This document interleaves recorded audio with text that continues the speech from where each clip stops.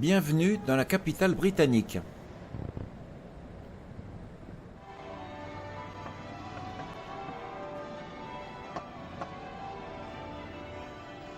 Mes pas sont d'abord guidés vers l'abbaye de Westminster, à côté de laquelle se trouve un remarquable bâtiment de style victorien qui abrite essentiellement le bureau du procureur général et des cabinets d'avocats. L'infernal et interminable carillonnage provient du sommet des tours de la célèbre abbaye de Westminster.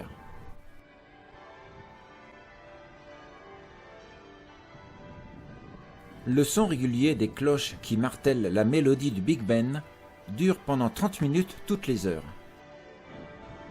Mais cette symphonie incessante est à la hauteur de l'importance de l'édifice qui abrite une nécropole royale et nationale.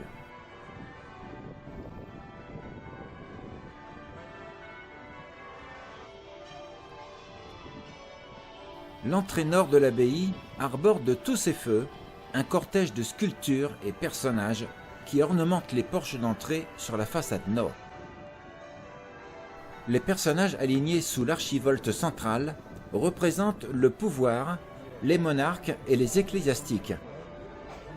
Des rosaces soigneusement alignées sont disposées au millimètre près entre l'archivolte du portail et les chapiteaux.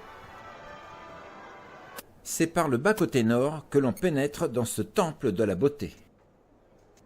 Cette abbaye, pas comme les autres, bâtie au XIIIe siècle sous le règne du roi Henri II, est le lieu sacré des sépultures d'une partie des rois et reines d'Angleterre.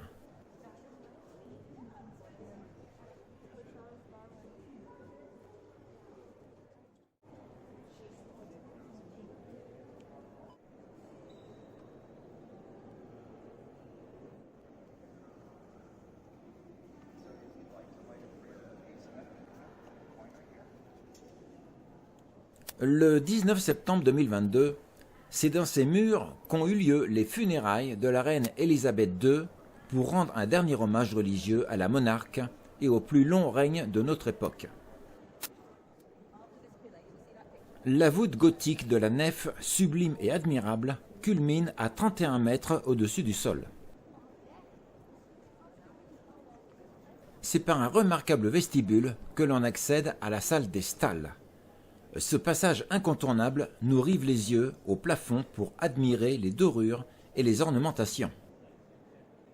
Quelques pas supplémentaires nous conduisent au stal, un bijou réalisé par des artistes dans un écrin minéral et sculptural qui impose le respect et l'admiration, où l'on ressent émotion et sensation. Dans ce lieu prestigieux, l'élégance est reine et le génie est roi.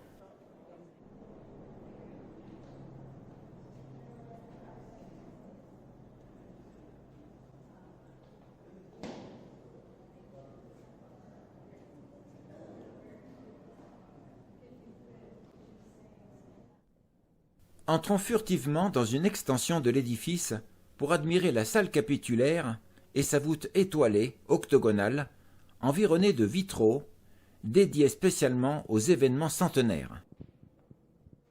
Pour terminer la visite, on accède au cloître bâti dans un second temps au cours des XIIIe et XIVe siècles, puis remanié au XIXe. Plusieurs personnalités ont été enterrées sous des dalles, telles que des abbés ou des musiciens.